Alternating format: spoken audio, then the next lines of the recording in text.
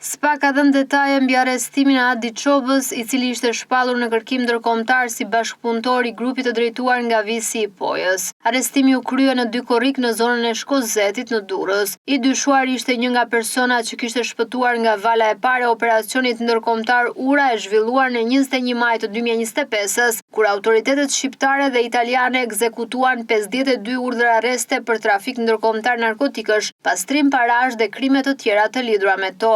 Pas kësaj SPAK dhe autoritetet italiane shtrin hetimet në Durrës dhe në veri e jug të Italisë duke bërë të mundur lokalizimin e tij. SPAK bën me dije se në momentin e arrestimit në Shkozet, që shërbente si qendra kryesore e grupit kriminal që operonte mes Puljas, Shqipërisë dhe Holandës, autoritetet gjetën tek Adi Çoba një pistolet automatike me 2 karikator, 4 dokumente të falsifikuara duke përfshirë një kartë identiteti dhe një patent italiane, të cilat dëshmonin lëvizjet e tij të shpeshta dhe lidhjet me Italinë. Pas arrestimit, i dyshuari u dërguar në ambientet e paraburgimit të Durrësit në pritje të procedurave të ekstradimit. SPAK theksoi se operacioni u zhvillua nga një skuadre e përbashkët hetimore midis SPAK dhe Dia së Barit, me mbështetjen e Interpolit dhe zyrës së ekspertit të sigurisë pranë ambasadës italiane në Tiranë. Aktualisht procedurat për këtë çështje ndodhen ende në fazën e hetimit paraprak.